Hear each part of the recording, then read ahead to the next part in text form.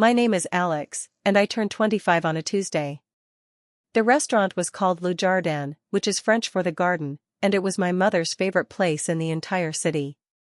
She loved the crystal chandeliers that looked like upside-down flowers and the white tablecloths that cost more than my first car. She loved the way the waiters called her madam and the way the other diners would glance over when she laughed too loudly. My mother has always been someone who needs to be seen, who needs the world to acknowledge her existence in the most expensive way possible. So when she told me she was throwing a birthday dinner for me at Le Jardin, I should have known something was wrong. My mother had never thrown me a birthday dinner before. For my 21st birthday, she sent me a card with $50 inside and a note that said, "Buy yourself something nice."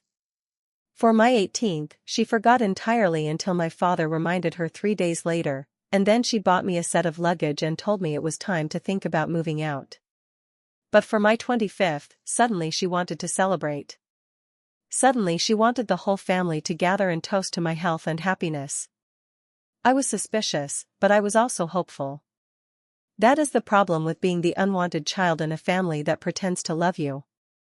You spend your whole life hoping that this time will be different. This time they will finally see you. This time they will finally choose you.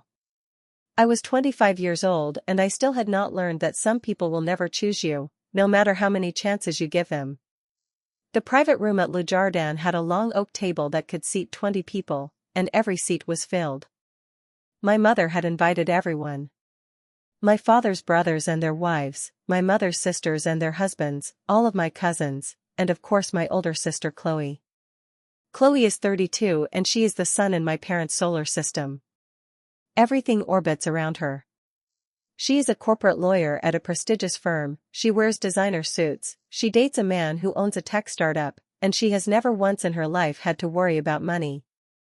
My parents funded her college education, her law school education, her first apartment in the city, and the down payment on her new condominium.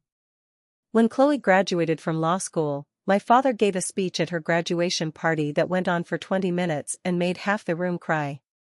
When I graduated from art school with honors, my parents sent me a text message that said congratulations with a smiley face emoji and nothing else. That was the dynamic in my family. Chloe was the achievement, and I was the hobby. Chloe was the investment, and I was the expense.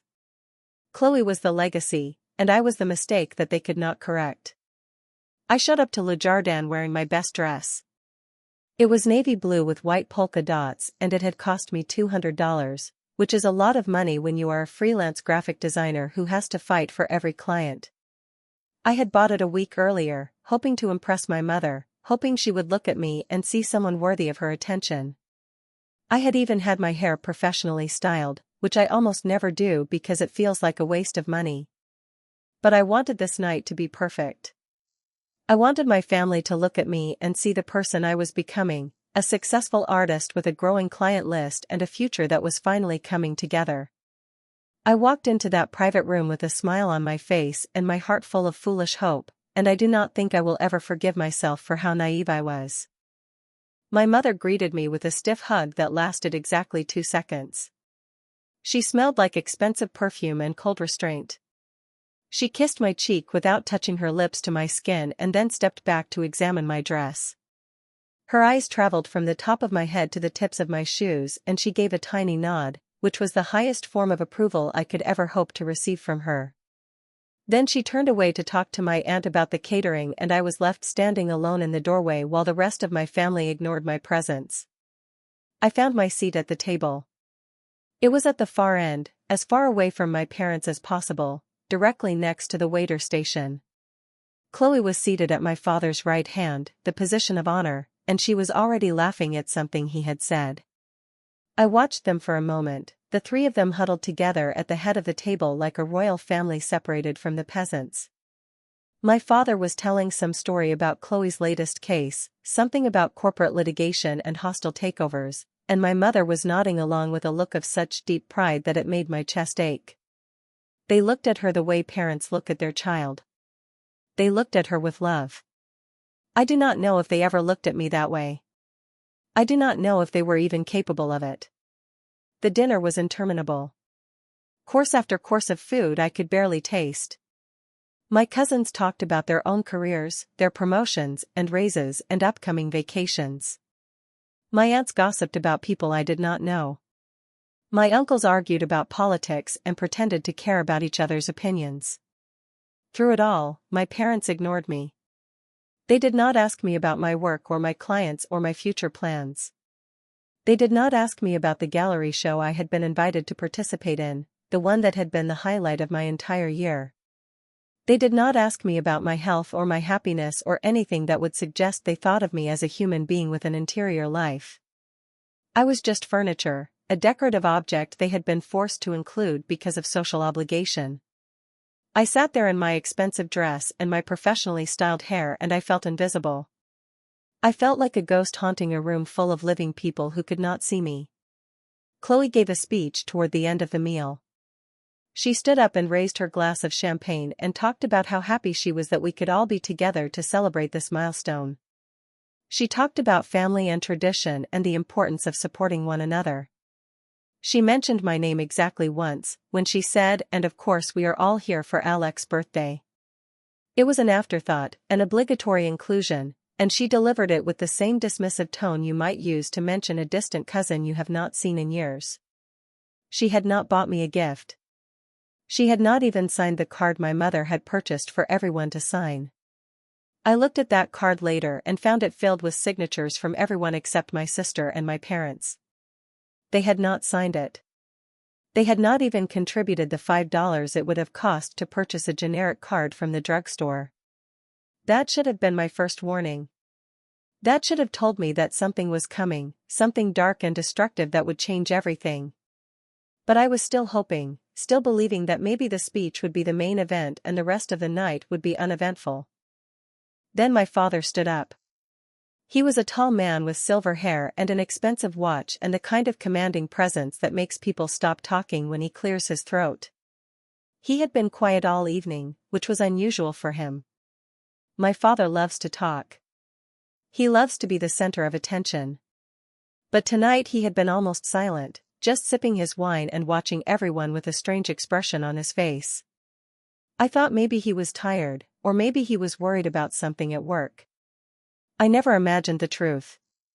He stood up and the room went quiet the way it always does when he is about to speak. The waiters stopped moving. The aunts and uncles turned their chairs to face him. Even the chandeliers seemed to hold their breath.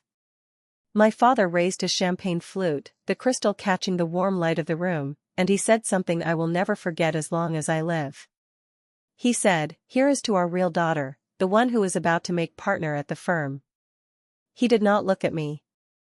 He looked at Chloe, his eyes shining with pride and satisfaction, and he gave a toast to her success on the night that was supposed to be my celebration. I felt the blood drain from my face. I felt my hands start to shake. The room erupted in applause and cheers, everyone lifting their glasses to honor Chloe, everyone joining in the chorus of congratulations for my sister. I sat there frozen, my champagne glass untouched, my throat too tight to even breathe. My mother glanced at me briefly, almost apologetically, and then turned back to Chloe and clapped her hands. I was not the guest of honor. I was not even a guest.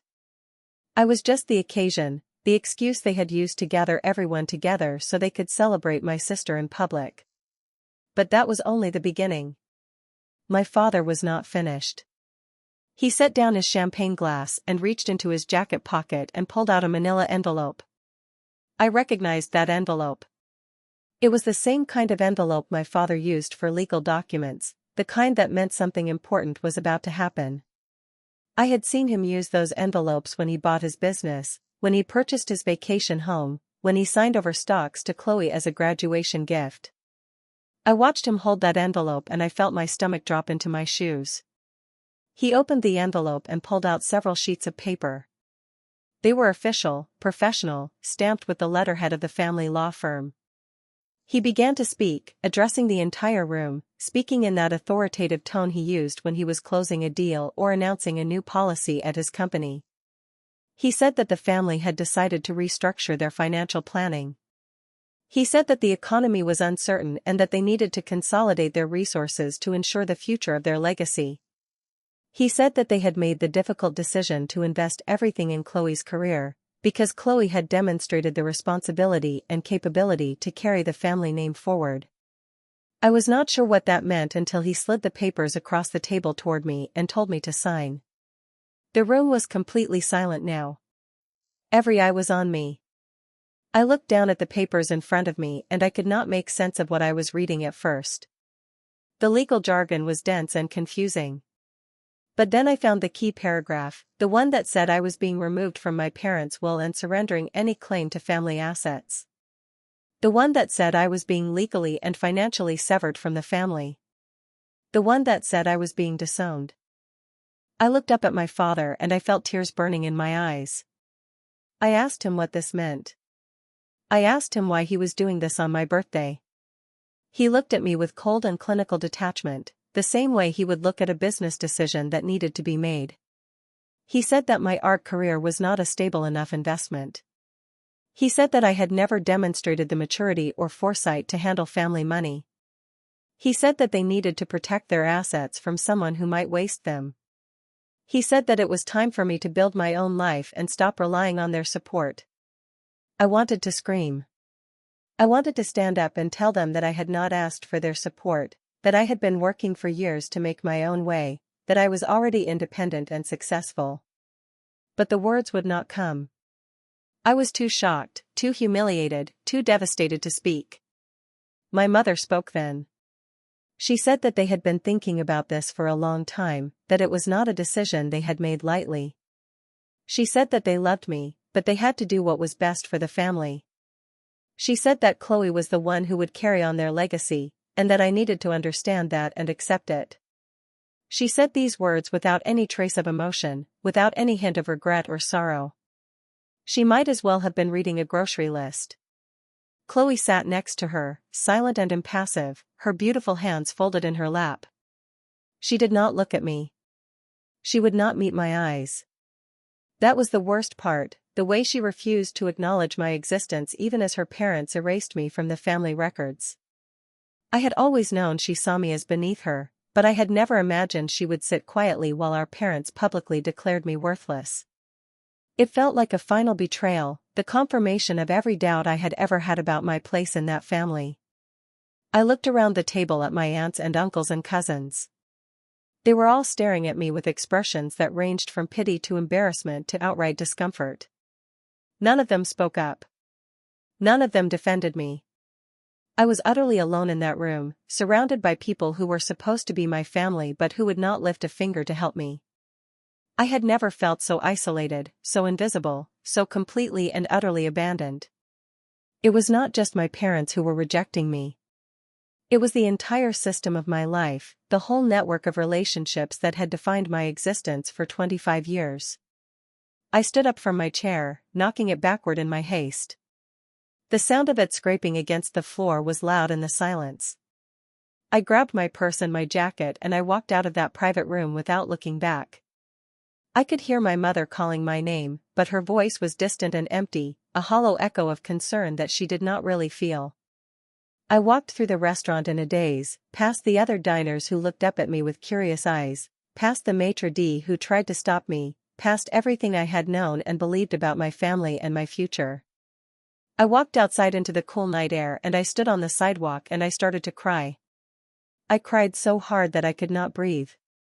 I cried until my ribs ached and my head pounded and my eyes were swollen shut. I had never been so broken in my entire life. I had never felt so worthless, so discarded, so utterly alone.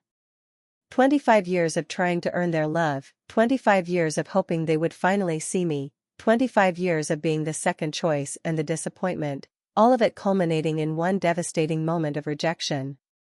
I leaned against the wall of the restaurant and I wondered how I was going to survive this.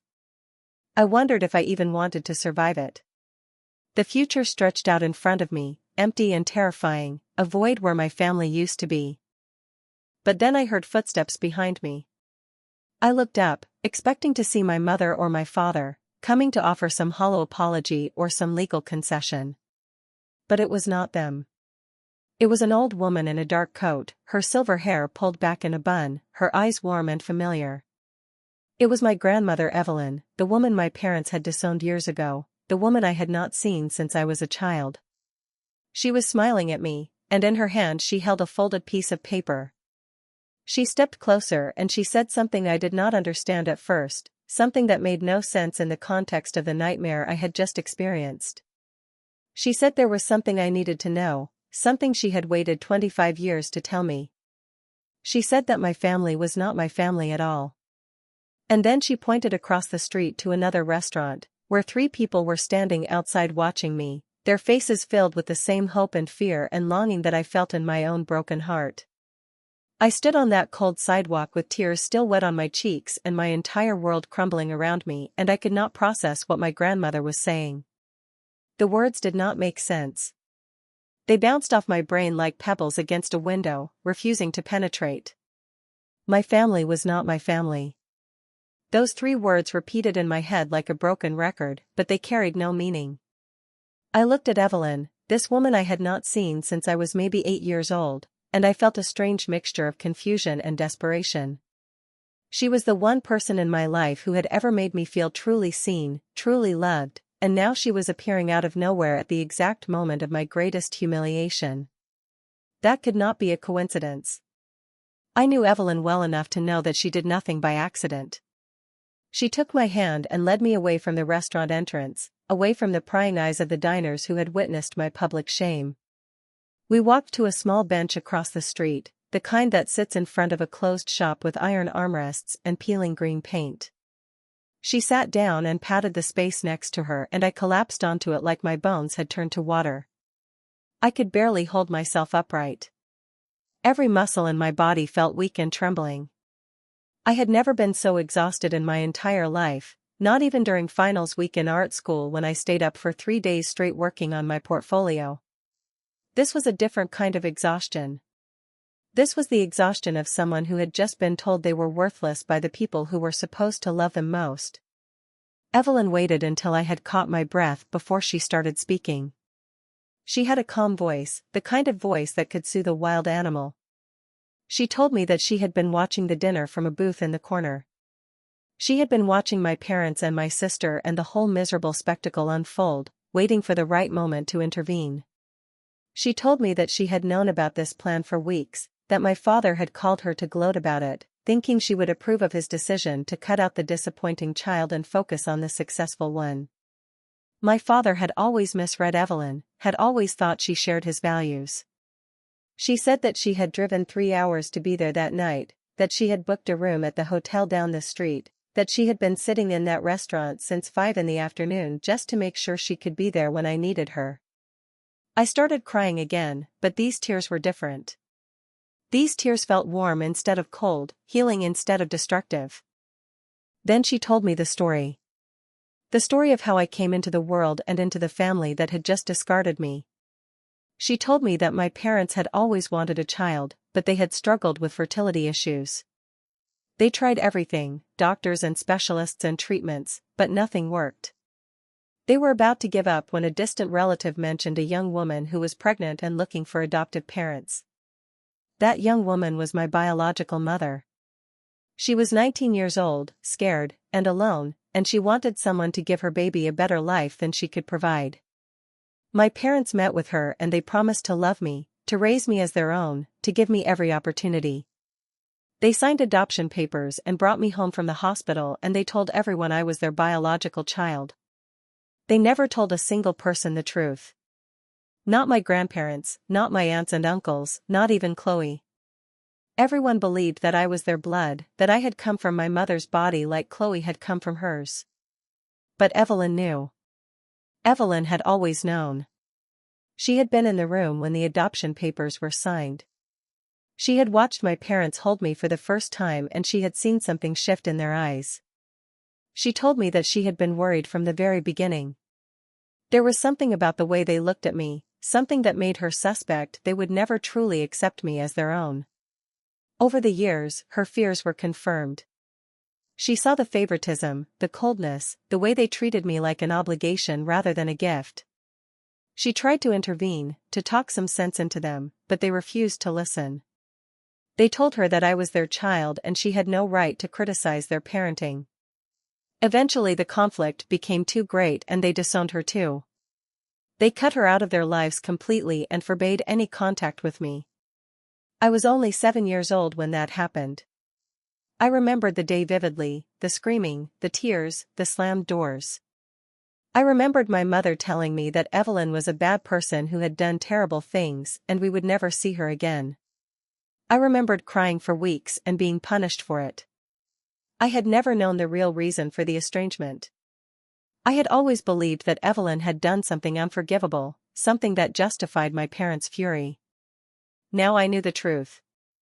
Evelyn had tried to protect me. And my parents had destroyed her for it. I sat on that bench and I listened to Evelyn's story and I felt my entire identity dissolve and reform. Everything I had believed about myself was a lie. My name was a lie. My birthday was a lie. My family was a lie. The people who had raised me were not my parents. They were strangers who had taken me in and then resented me for existing. I was not their child, not really, not in any way that mattered. I was just a placeholder, a stand-in for the biological child they had always wanted. They had never loved me. They had never even seen me. I was a stranger living in their house, eating their food, wearing their name, and they had never stopped treating me like an intruder. It explained everything. The distance, the coldness, the way they looked through me like I was made of glass. It explained why Chloe was the golden child and I was the disappointment. It explained why my accomplishments never mattered and my failures were always magnified. I was not their daughter. I was just someone they had agreed to raise out of obligation, a contract they had signed and regretted ever since. Evelyn squeezed my hand and pointed across the street. She said, "Look at them, Alex. They have been watching you for the last hour.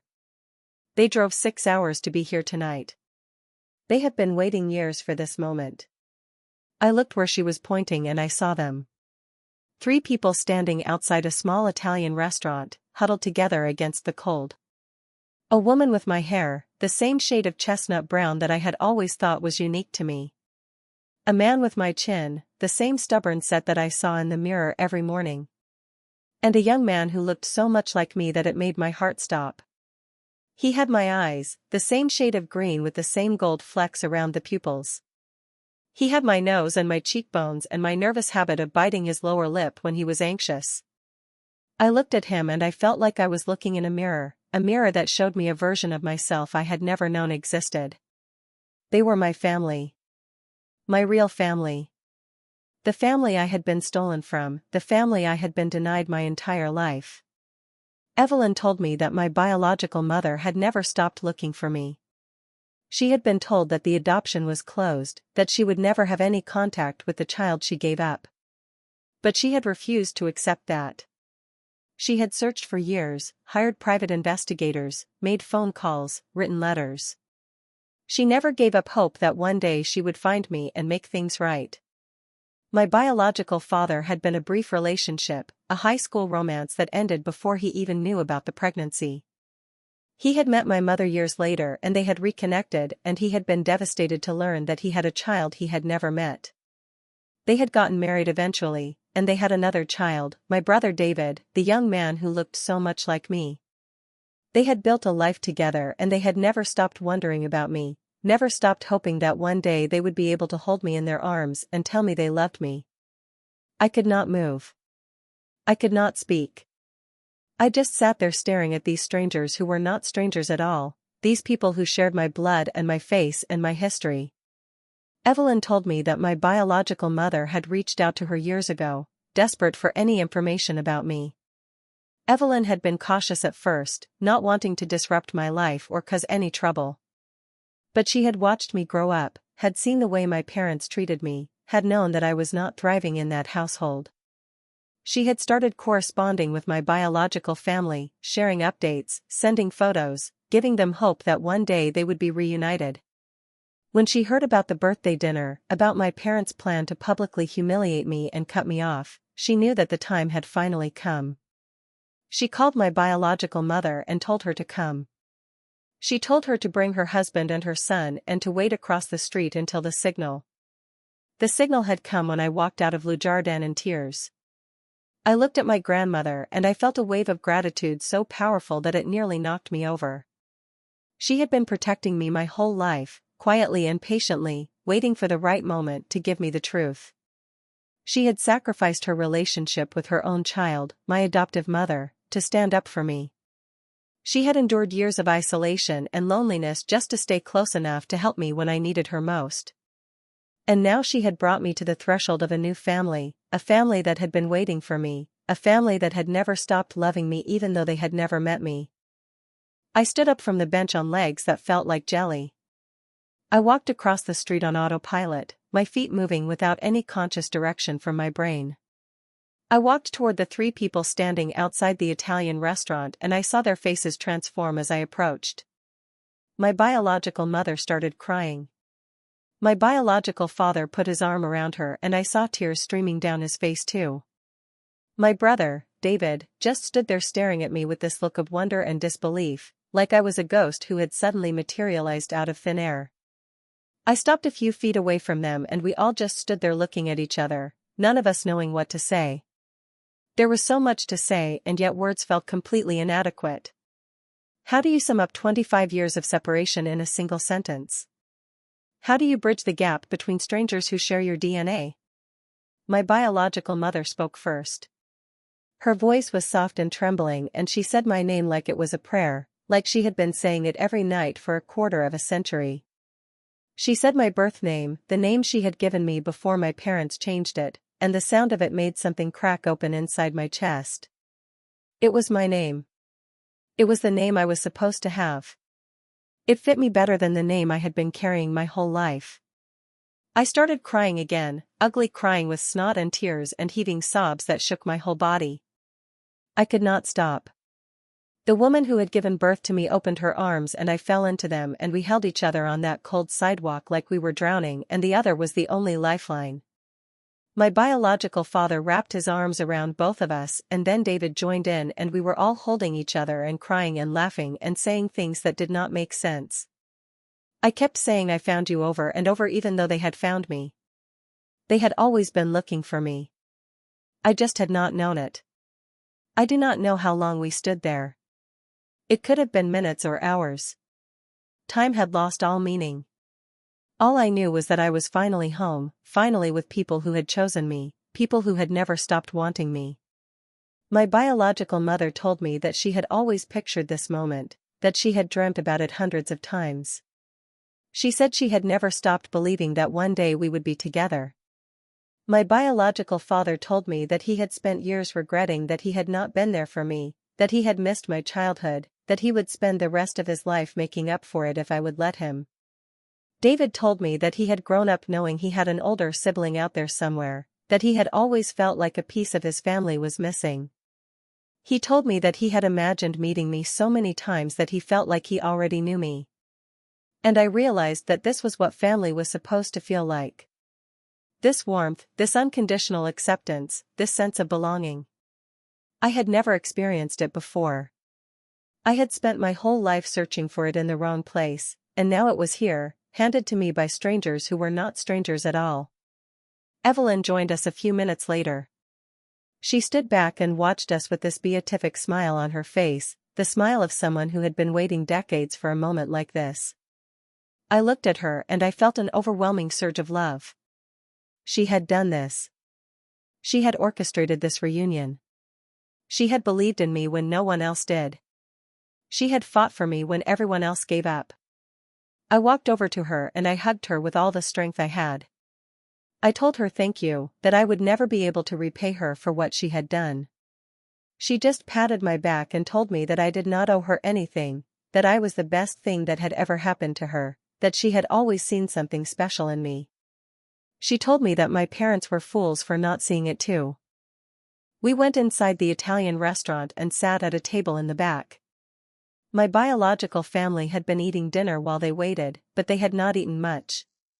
They had been too nervous, too anxious. Now we ordered coffee and talked for hours. They told me everything about themselves. Their names, their jobs, their hobbies. My mother's name was Maria and she worked as a schoolteacher. My father's name was Thomas and he was a carpenter. David was 20 years old and studying music at the local university.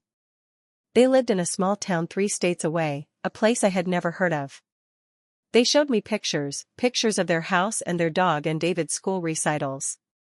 They showed me pictures from their wedding, pictures from David's childhood, pictures of themselves looking happy and complete.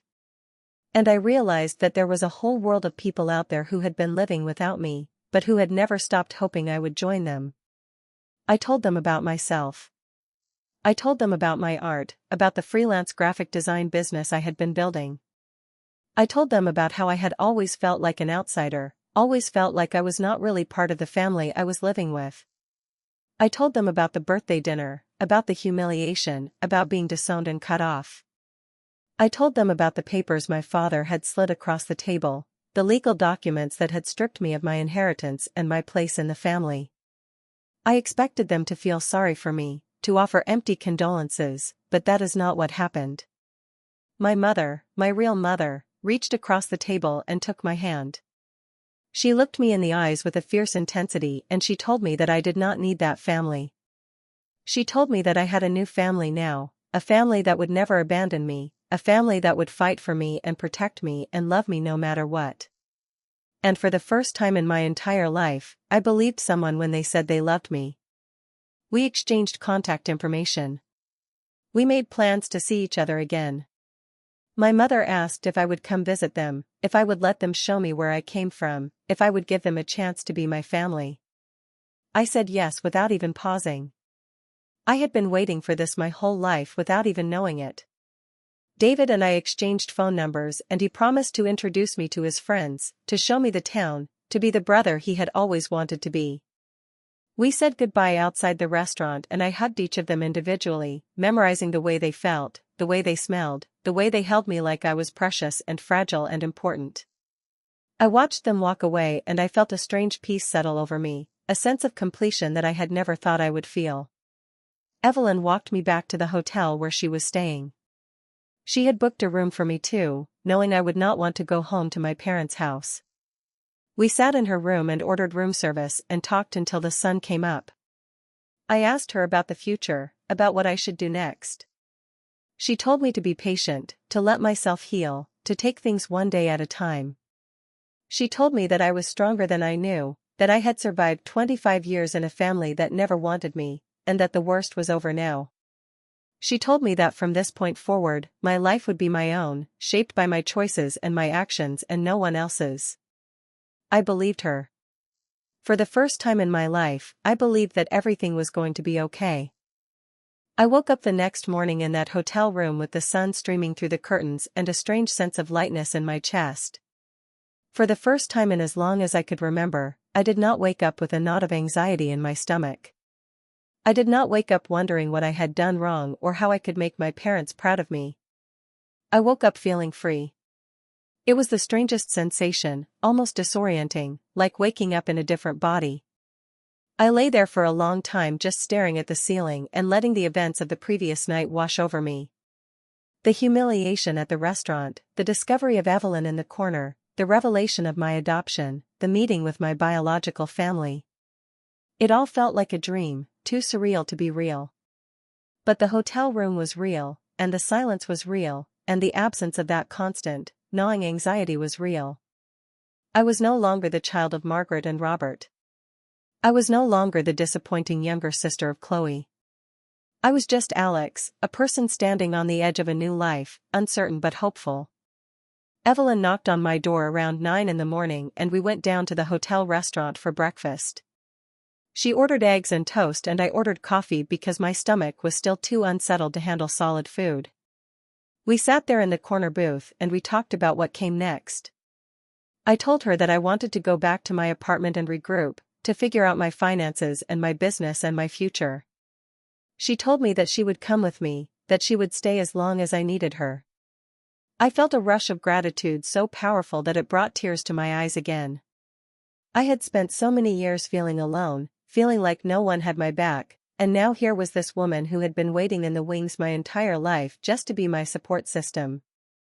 I reached across the table and took her hand and I told her that I did not know what I had done to deserve her.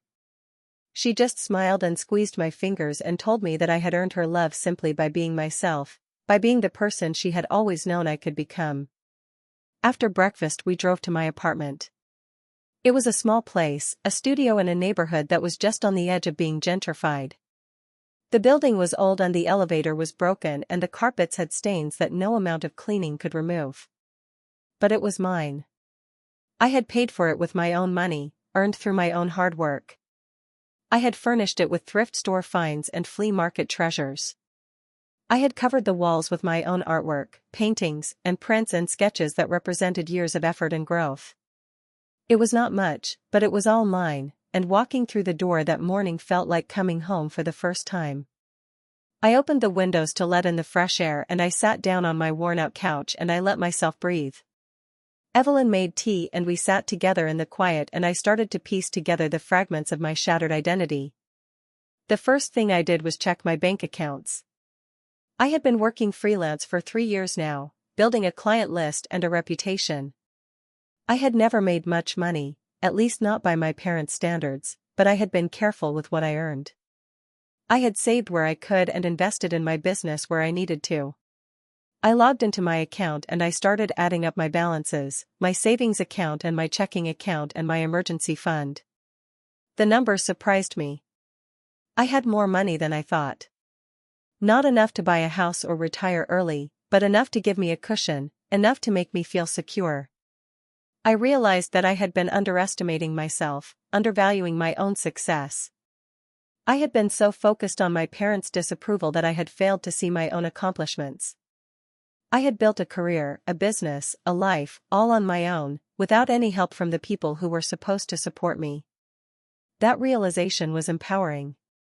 It made me feel capable, strong, ready to face whatever came next. I called my lawyer that afternoon. I had a lawyer, a friend from college who had gone to law school and offered to help me with contracts and paperwork. I had never needed her for anything serious, but I called her now and I told her everything. The disownment, the legal documents, the cutting off of inheritance. She listened without interrupting and then she asked me what I wanted to do. I told her that I did not want to fight for the inheritance, that I did not want anything from my parents. I just wanted to make sure that they could not come after me, that they could not use my legal connection to them against me. She told me she would draft a formal document relinquishing any claim I might have, a clean severance that would protect me from future legal entanglements. I signed the papers the next day. I did not hesitate. I did not feel a moment of regret. I was done with them, completely and irrevocably, and I wanted the world to know it. I also started taking stock of my business. I had been working with a handful of steady clients, but I knew I could grow if I put in the effort. I updated my portfolio, refreshing the images and adding new work. I reached out to old contacts, letting them know I was available for new projects. I posted on social media, showing off my latest pieces and engaging with potential clients. The response was immediate and positive. People had always liked my work, had always praised my skill and creativity. I had just never allowed myself to believe in my own talent. I had always let my parents' dismissive voices drown out the praise. Now I was starting to listen to the voices that mattered, the voices that saw me and valued me. It was a small shift, but it felt monumental. I was in the middle of responding to an email from a new client when my phone buzzed with a notification. It was a social media alert, someone mentioning me in a post. I clicked on it and my blood ran cold. It was an anonymous account, one that had been created just days earlier, and it was posting accusations about me and my work. The post claimed that I was a fraud, that I had used my family's money to build my career, that my success was not earned but bought. It said that I was a trust fund kid pretending to be a struggling artist, that I had never worked a real day in my life. The post had already been shared dozens of times, and the comments were vicious. People I had never met were calling me spoiled, entitled, fake. Some of my clients had already seen it and were starting to ask questions. My reputation was being attacked, and I had no idea who was behind it. I felt the familiar panic rising in my chest, that old feeling of being exposed and humiliated. But then I took a breath and I forced myself to think clearly. I had not used my family's money for anything. I had paid for my own education, my own apartment, my own supplies. I had built my business from the ground up with nothing but my own skill and determination. The accusations were lies, and I had the receipts to prove it. I started gathering evidence, bank statements, and client contracts and payment histories. I pulled up my tax returns, my business license, my portfolio. I documented everything, creating a timeline of my career that showed exactly how I had achieved success without any help from my parents. I was not going to let some anonymous troll destroy what I had built. I was not going to let anyone tear me down again. That is when I noticed the account's profile picture. It was a generic image, the kind of stock photo anyone could download from the internet. But there was something about the account's description that caught my attention. The writing style was familiar, overly polished and self-important in a way that I recognized. It was the same style my sister used in her professional correspondence, the same condescending tone she adopted when she was trying to sound superior. I started digging deeper. I looked at the account's followers and found that it was following several people from Chloe's firm. I looked at the posting times and realized that the account was most active during Chloe's lunch breaks and after work hours. The evidence was circumstantial, but it was mounting. My sister was trying to destroy me. I called Evelyn and told her what I had found. She was furious, angrier than I had ever seen her. She told me that Chloe had always been jealous of me, that she had always felt threatened by my talent and creativity. I had never seen it that way. I had always viewed Chloe as superior, as the one who had everything I lacked. But Evelyn made me see things differently. Chloe had the money and the prestige and the approval of our parents, but she lacked something essential. She lacked the ability to create, to make something beautiful out of nothing. She had spent her whole life following the path that was laid out for her, never daring to forge her own way. My art terrified her because it was proof that I had something she could never have, something that could not be bought or inherited. So she was trying to tear me down, to destroy what she could not possess. It was a revelation that changed everything. I was no longer the victim in this story. I was the threat. I made a decision right then. I was not going to let Chloe get away with this. I was not going to be passive and submissive like I had been my entire life. I was going to fight back. I contacted a friend of mine, a journalist who wrote for a local publication. I sent her the evidence I had gathered, the screenshots and timestamps and connections to Chloe's firm. I told her the whole story, the disownment, the adoption, the smear campaign. She was intrigued. She told me she would look into it, that she would see if there was a story worth telling. I also contacted a tech-savvy friend who specialized in digital forensics. He traced the anonymous account back to an IP address, the same IP address that was registered to Chloe's condominium building. The proof was undeniable. My sister had created the account. My sister had been spreading lies about me. My sister was trying to destroy my career and my reputation. I sat with that knowledge for a long time. I let myself feel the anger and the hurt and the betrayal. My sister, the golden child, the one who had everything, could not stand to see me succeed. She had to tear me down to feel good about herself. It was pathetic and it was sad and it was infuriating all at once. But I did not let those emotions consume me. I channeled them into action. I wrote a statement, a calm and measured response to the accusations, and I posted it on my social media accounts. I included screenshots of my bank statements and my contracts and my invoices. I laid out my entire career, from my first freelance gig to my current projects, showing the world that I had built everything myself. I did not mention Chloe by name. I did not need to. The evidence spoke for itself. The response was immediate and powerful. My clients rallied around me, posting their own statements of support and defending my reputation. My followers, the people who had been following my work for years, stood up for me in the comments. The accusations that had seemed so damaging suddenly looked petty and desperate. Within hours, the tide had turned. People were praising my transparency and my honesty. They were applauding my courage for standing up to the attacks. The anonymous account started deleting posts, trying to cover its tracks, but it was too late. The damage had been done, but not the damage Chloe had intended. The damage was to her own credibility, her own reputation. My response had turned her attack into a testament to my strength and integrity. My journalist friend reached out a few days later. She had done some digging of her own and she had found something interesting. Chloe's firm had been contacted by the person who had written the anonymous post. The post had been flagged as a potential threat to the firm's clients, and an internal investigation had been launched. Chloe was under scrutiny. Her promotion, the one my parents had been toasting to at my birthday dinner, was in jeopardy. The firm was taking the matter seriously, and if it was proven that Chloe had been behind the attack, she could face professional consequences. I felt a surge of grim satisfaction. Chloe had tried to destroy me and she had ended up destroying herself. It was a lesson in karma, a reminder that the people who try to tear others down often end up buried in the rubble. I decided to confront Chloe directly. I called her and I told her I needed to see her. She agreed, probably thinking I was going to beg for forgiveness or plead for mercy. We met at a coffee shop near her office, a neutral place where we could talk without interruption. She arrived looking impeccable, as always, her designer suit and expensive shoes and perfectly styled hair. I looked at her and I felt nothing. No anger, no resentment, no fear.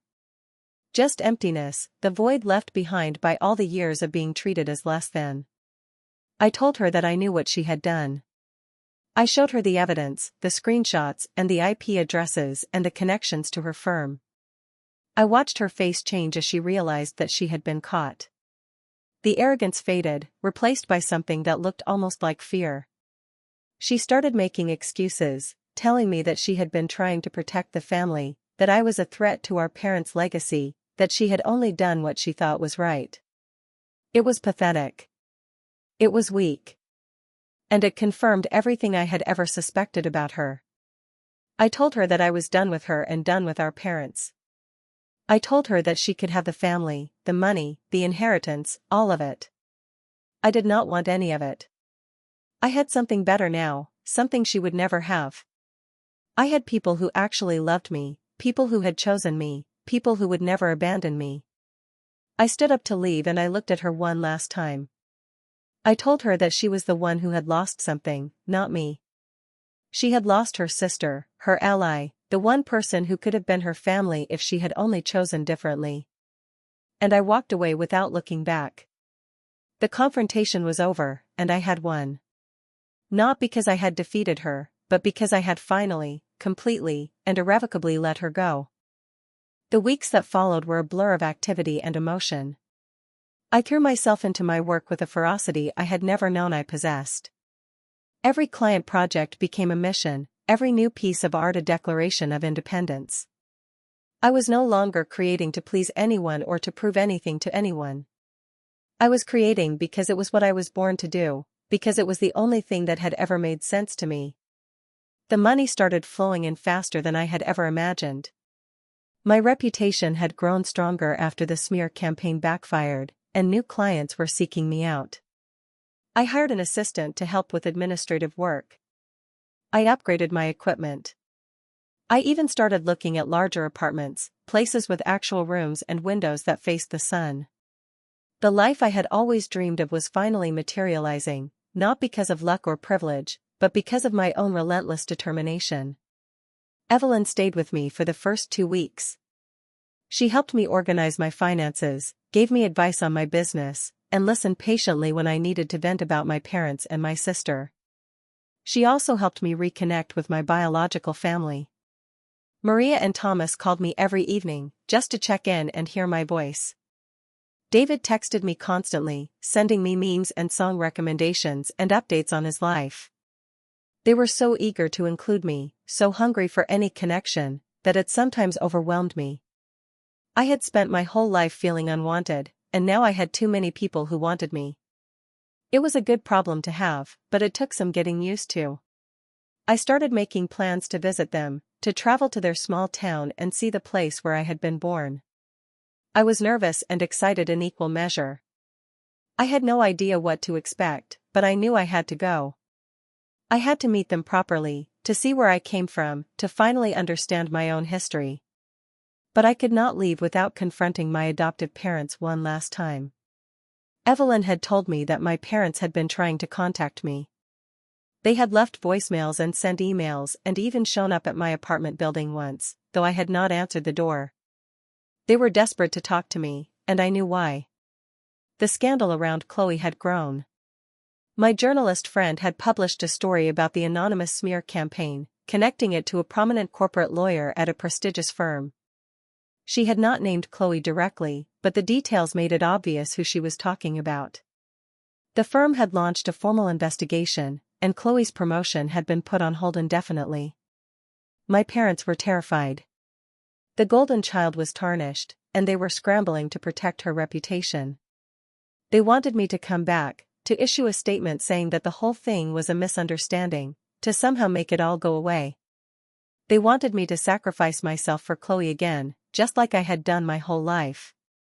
I refused. I told Evelyn that I was done being their scapegoat, done being the one who absorbed all the blame and punishment so that Chloe could shine. She agreed with me completely. She said that my parents had made their choice when they disowned me, and now they had to live with the consequences. She said that I owed them nothing, that I had already given them 25 years of my life and they had squandered every single moment. I knew she was right, but I also knew that I could not move forward until I had closure. I could not start my new life while the old one was still hanging over me like a shadow. I needed to face them, to tell them everything I had never been able to say, to finally close that chapter of my life for good. I called my parents and told them I would meet with them. I told them to bring Chloe. I told them to bring all the aunts and uncles and cousins who had watched me be humiliated at my birthday dinner. I told them to bring everyone who had sat in that private room and done nothing while I was destroyed. I wanted them all to see the truth. I wanted them all to know who I really was and what they had done to me. My mother tried to argue, tried to suggest a more private meeting, but I was firm. I told her that it was the only way, that if they wanted to talk to me, they would do it on my terms. She reluctantly agreed. I chose the venue carefully. I wanted a public place, somewhere neutral and visible, somewhere that would force them to behave. I chose a restaurant downtown, a trendy place that was popular with the city's elite. My mother had always wanted to eat there, always talked about how exclusive it was and how hard it was to get a reservation. I made the reservation myself, using my own credit card. It was a small gesture, but it felt significant. I was the one hosting this time. I was the one in control. I invited Evelyn to come with me, but she refused.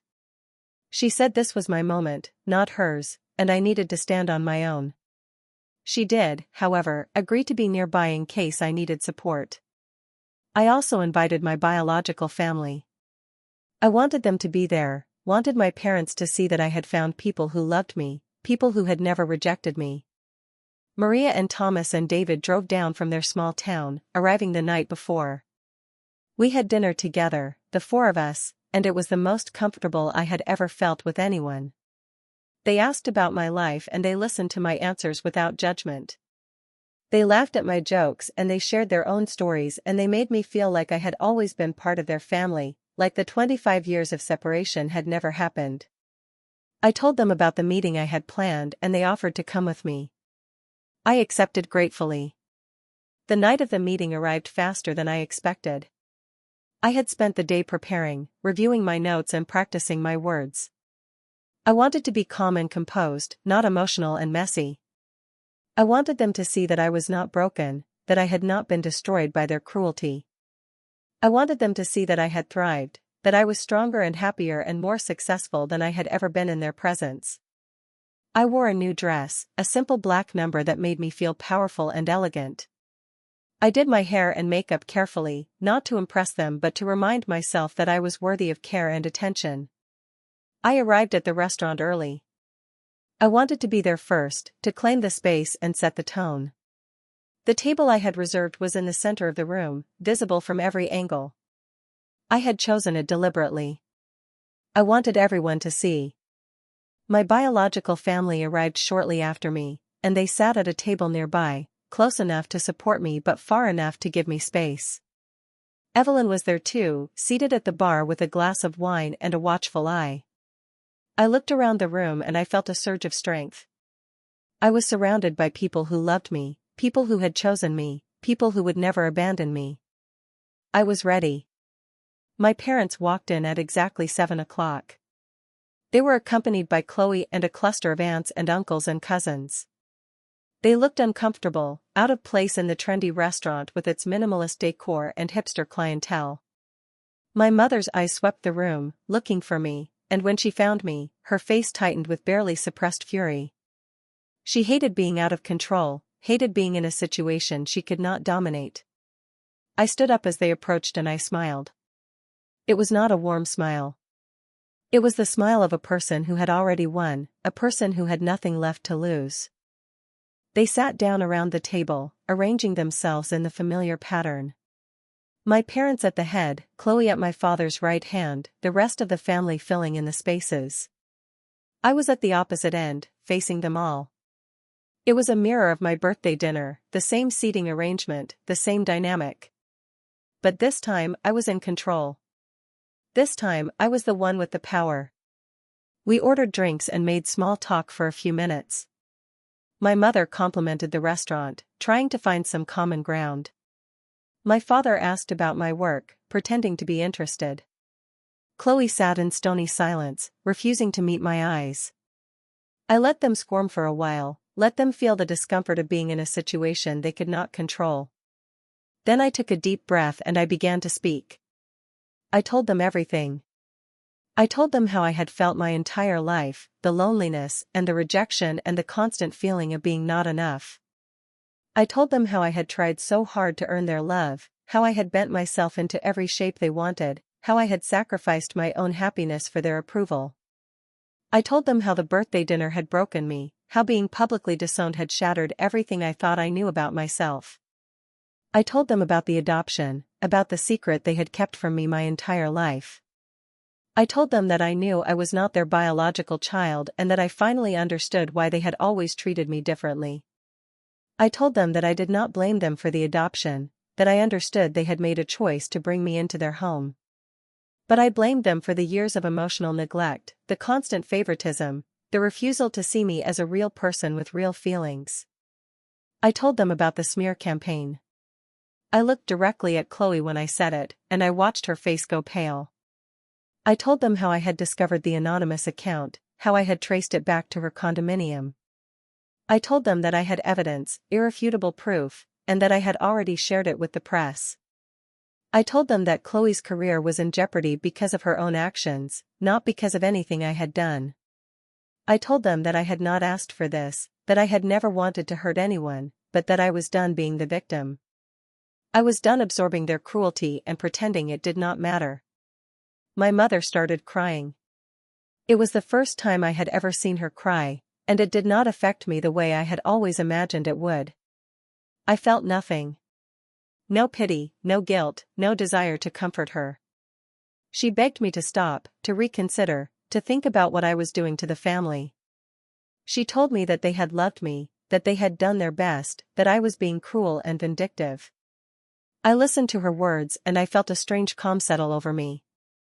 I had spent my whole life wanting her to see me, to acknowledge my pain.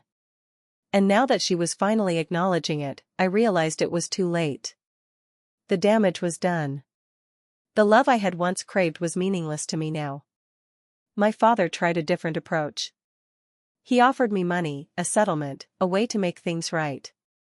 He told me that they could rewrite the will, that they could give me a share of the inheritance, that they could make this all go away. I laughed out loud. It was not a happy laugh. It was the laugh of someone who had finally seen through the illusion. They thought they could buy me, just like they had bought everything else in their lives.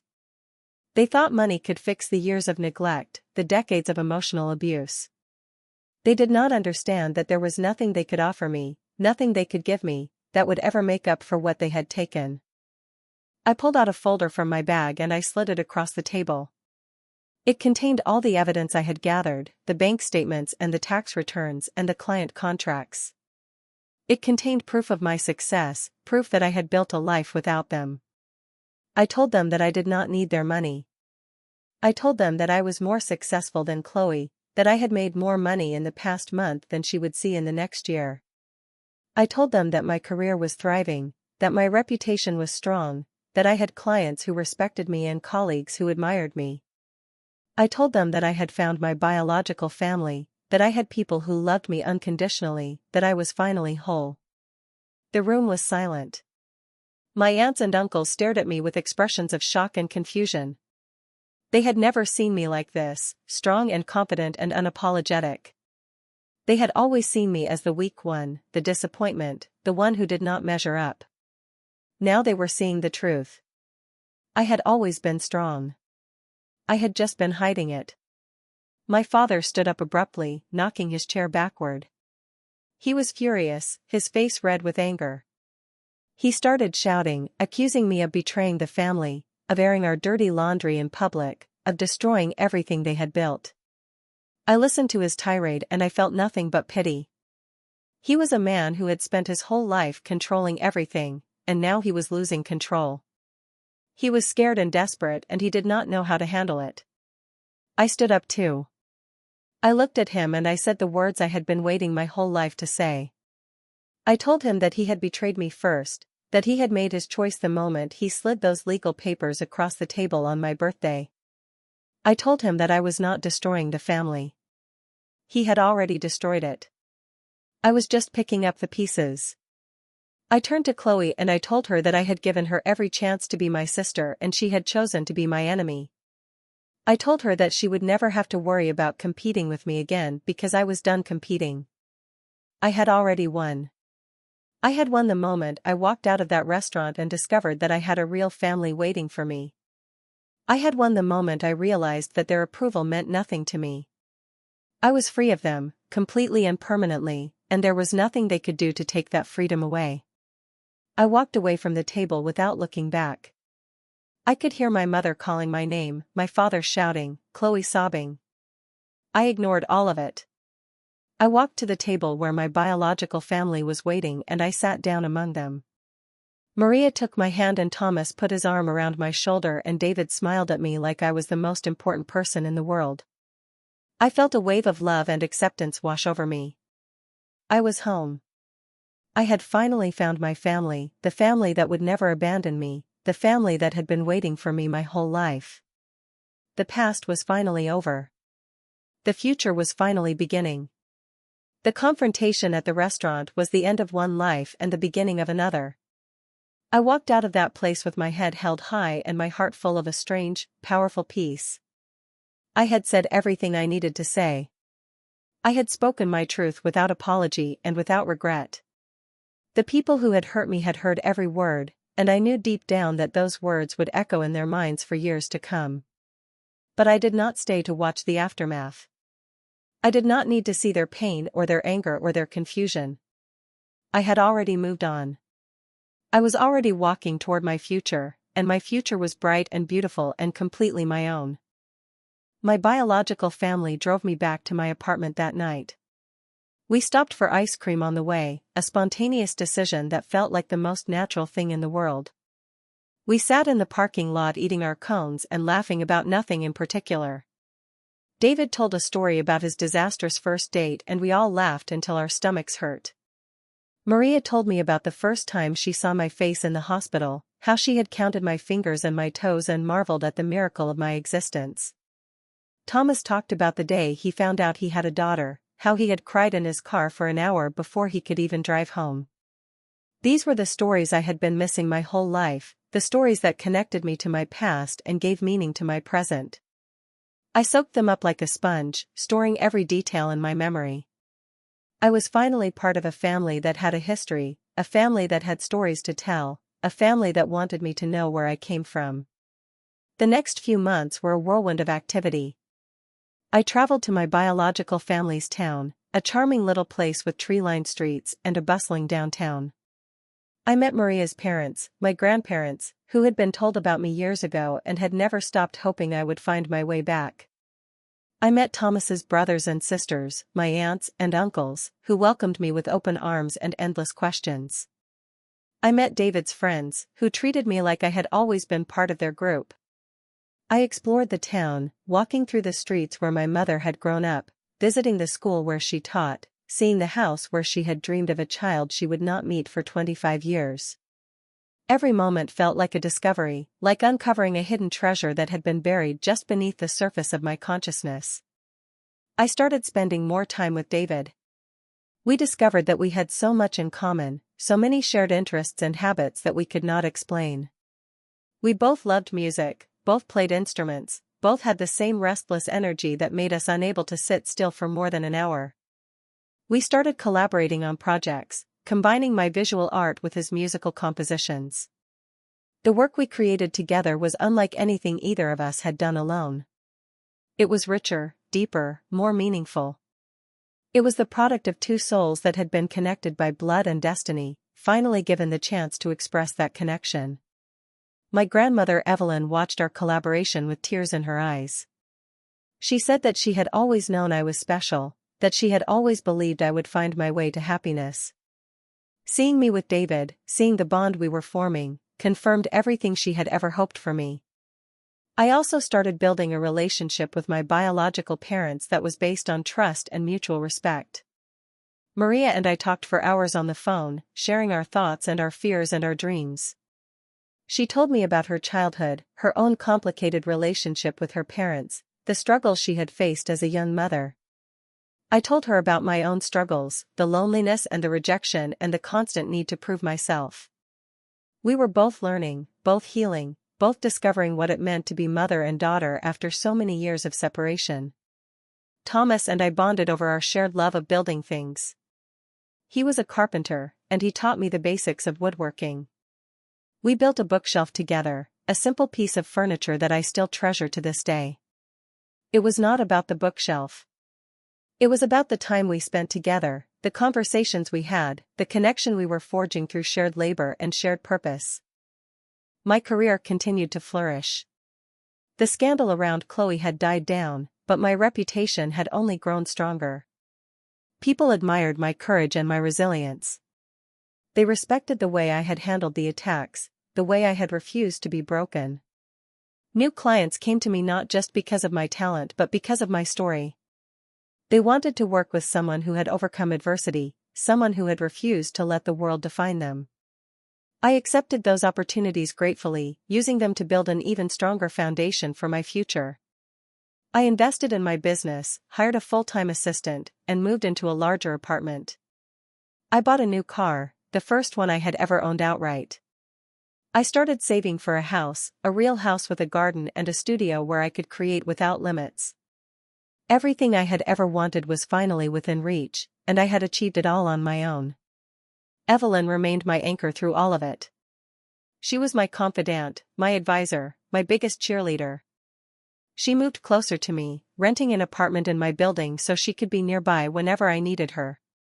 We had dinner together every week, sometimes more. She told me stories about my parents, the things they had done before I was born, the mistakes they had made and the opportunities they had squandered. She told me that they were not evil, just weak, just too afraid to love someone who was different from them. I understood that now. I had stopped being angry at them. The anger had faded, replaced by a calm acceptance. They were who they were, and they had made their choices. I had made my own choices, and I was living with the consequences. The difference was that my choices had led me to happiness, while theirs had led them to isolation and regret. I did not hear from my parents or Chloe for a long time. I assumed they were too embarrassed, too angry, too proud to reach out. That was fine with me. I had closed that chapter of my life and I had no desire to reopen it. But then, about 6 months after the restaurant confrontation, I received a letter in the mail. It was addressed to me in my mother's handwriting, the careful loops and flourishes that I had always found so cold and formal. I hesitated before opening it. Part of me wanted to throw it away without reading it. But another part of me, the part that was still healing, needed to know what it said. I opened the envelope and I read the letter. It was short, barely a paragraph. My mother wrote that they were sorry, that they had made a terrible mistake, that they had been blinded by their own fears and insecurities. She wrote that they missed me, that they had not realized what they had until I was gone. She wrote that they understood if I could not forgive them, but they wanted me to know that they would always love me, even if I never spoke to them again. I read the letter 3 times, searching for any hint of insincerity, any clue that it was just another manipulation. I found none. The words were simple and honest, the words of a woman who had finally seen the truth and was desperate to make amends.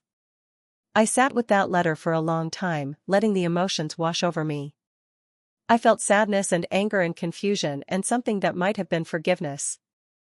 But I also felt peace. I was finally at a place where their approval did not matter, where their love was not something I needed to survive. I could accept their apology without letting it define me. I could forgive them without letting them back into my life. I did not respond to the letter. I did not call or write or visit. I was not punishing them. I was protecting myself. I had built a new life, a beautiful life, and I was not going to let anyone destroy it. My parents had had their chance, and they had squandered it. Now it was my turn to choose. And I chose my new family. I chose Maria and Thomas and David and Evelyn. I chose the people who had never given up on me, the people who had loved me even when I did not know they existed. I chose the life I had built with my own hands, the success I had earned with my own talent, the future I had dreamed of and fought for and finally achieved. I am sitting in my studio as I tell you this story.